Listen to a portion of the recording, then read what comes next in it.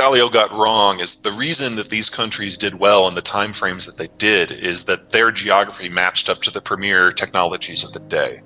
Before deep water navigation, the most powerful country was the country with the best maritime internal transport system. That was Ottoman Turkey.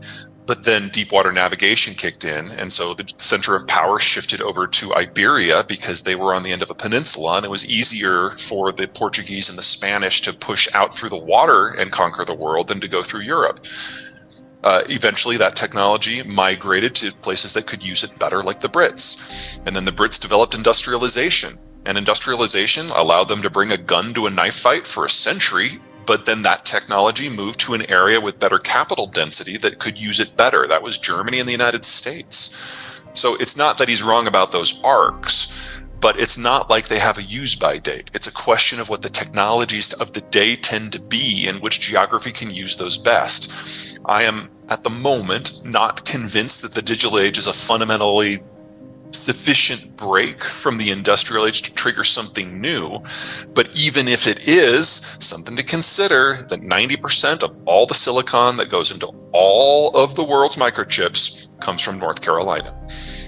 I'm bummed that globalization is ending. It's created the best period in human history.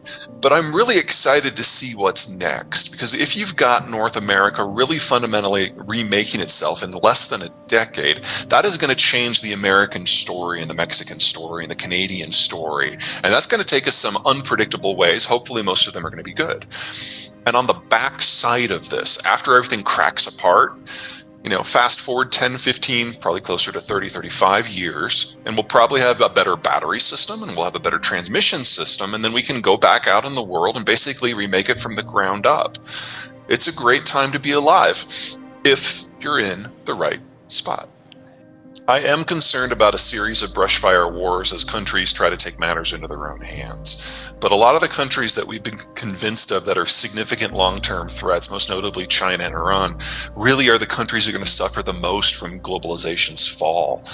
They really do need American overwatch in order to make sure that they can import and export. And without that, they are utterly incapable of managing that themselves.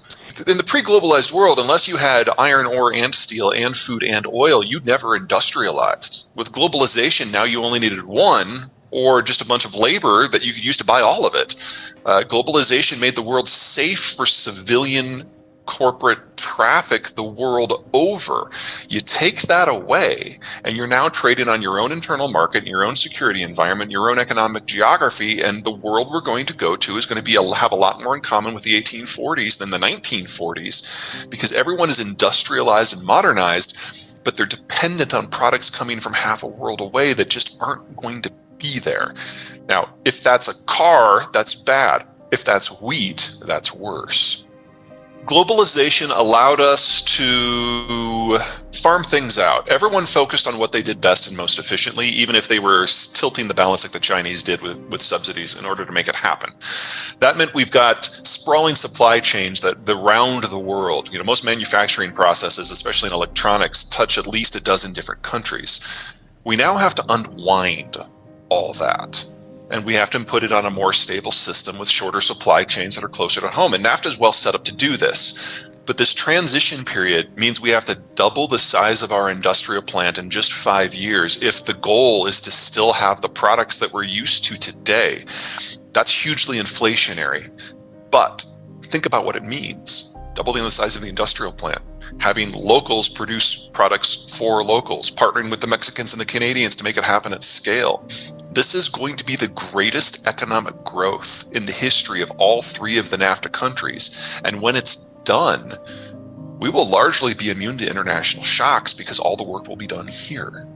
This is a good story, but it's not a straight road from here to there. I have always been a maps guy. It's been my job to communicate to clients my entire professional year about how the world fits together, why it fits together the way it does. And once you understand the tools of geography and demography, you can then have a much better idea of what is going to evolve or devolve in the weeks, years, months to come. And we are now standing at the precipice. Well, actually, no, that's not quite right. We've just kind of took a big step off the ledge in the last couple of years. The globalized system as we understand it, is breaking down, and it's my job to help figure out what that means for different companies in different parts of the world and different economic sectors. Well, the biggest change happened within a week of me turning in the final draft with the start of the Ukraine war. Luckily, the publisher allowed me to go in and change a few verb tenses. So it was instead, Russia will do this inevitably and almost imminently into, Russia started this last February, and here's where we are. The key thing to remember, though, is that the prediction of the Ukraine war wasn't just from this book, it was from previous books as well. And when you have deglobalization really kick in, it's only one of 3 conflicts. So we do have 2 others that are just around the corner that are going to be just as disruptive. Which would be what? Now that the United States is no longer in the Persian Gulf in any meaningful way, the Saudis and the Iranians are edging ever closer to a direct fight, and that's going to catch half of the world's globally traded oil in the crossfire. And then whether it's because the Chinese lash out or implode, we're going to have another conflict in the East Asian Rim with the Chinese and the Japanese being the primary belligerents. And then that's the end of global manufacturing as we understand it. Well, let me give you the punchline first. This is China's last decade as a coherent nation state. So we're going to be very soon talking about Chinese weakness and the effect of China's disintegration. But let me give you 3 big reasons. First of all, like that chapter that you quoted, there is nothing that is made in China that can't be made anywhere else. And because their demographics have been aging so aggressively for so long, their labor costs are now about 3 times what the labor costs of Mexico are.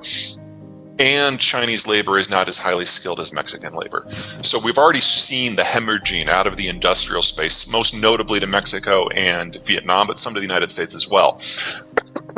In fact, the United States is competing on some of these sectors that we honestly had given up on, because now with the shale revolution, our energy prices are the lowest in the world, our electricity prices are the lowest in the world. So we're in this weird world where the United States excels at the high end and the low end at the same time, while the Mexicans take care of everything in the middle. It's a very successful system, and it's outcompeting the Chinese on most metrics. Second, the Chinese do not have the naval capacity to push out from their own coast. Yes, they've got a lot of vessels, but only about 10% of them can sail more than 1,000 miles from the coast. And that assumes no one's shooting at them and they're going slow to save fuel. Really, the operational range for the Chinese Navy is only about 300 miles. So they can't get past Vietnam, much less to the Persian Gulf if there's an energy crisis. And then third, back to those demographics. Since the book came out, the Chinese have been updating bit by bit their census data, and they've now come to the public conclusion that they overcounted their population by in excess of 100 million people, with all of those missing millions aged 40 and under. If that is true, and I can't imagine that they'd be bad-mouthing themselves to make themselves look good. I mean, the logic of that's weird. If that's true, we are talking about the fastest workforce and population decline ever in human history. And we don't even have an economic model as a species for what will work with a Chinese system just 5-10 years from now, because they won't have enough people to do the work, and they certainly won't have enough people to consume. And that leaves them completely dependent upon whether the United States wants to import stuff from them. And it's become very clear in our politics under both Trump and Biden that the answer to that is no.